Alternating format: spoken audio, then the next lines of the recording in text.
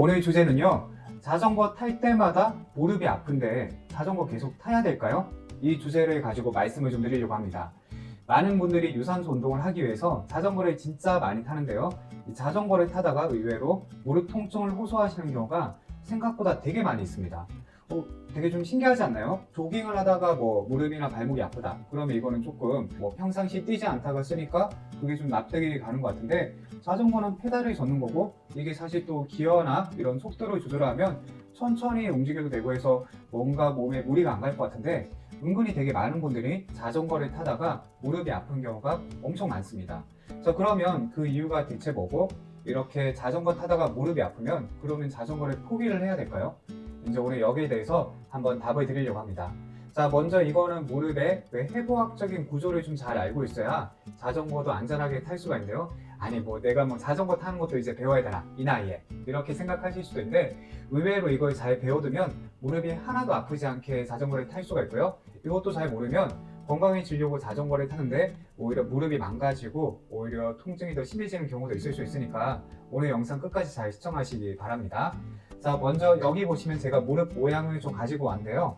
자, 무릎은 기본적으로 해부학적 구조가 이 90도 이상 구부러지면 그때부터 무리가 가게 돼 있습니다. 자, 그래서 이 무릎은 페달링을 할 때, 자, 우리가 어떻게 되냐 하면, 자, 페달을 이렇게 저을 때는요, 이렇게 제 신발이 있습니다. 페달을 저을 때 이게, 자, 이렇게 아래 쭉 내려갔다가, 자, 이렇게 올라옵니다. 쭉 내려갔다가, 자, 이렇게 올라올 때 우리 무릎은 어떻게 움직이냐 하면, 자, 무릎이 페달링을 할 때 구부러졌다가, 자, 이렇게 쭉 올라왔을 때 한번 쭉 구부러졌다가 내려갈 때 쭉 펴집니다.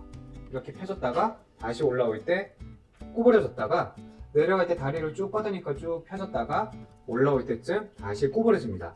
자, 그런데 내가 안장의 높이가 너무 낮다, 아니면 너무 이렇게 좀 높이가 높지 않다, 이러면, 자, 이렇게 위에 올라왔을 때 무릎이 어떤 상태가 되냐 하면 이렇게 90도 이상으로, 자, 이렇게 됩니다.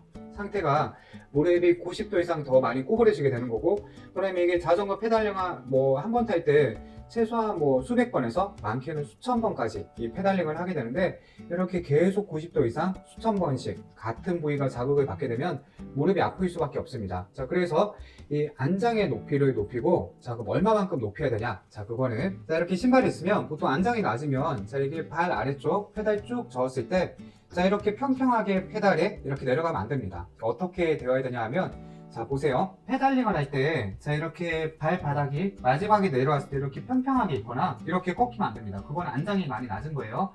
안장의 높이를 높여가지고, 자, 이렇게 올라왔다가 내려갔을 때, 자, 이렇게 약간 까치발이 돼야 됩니다.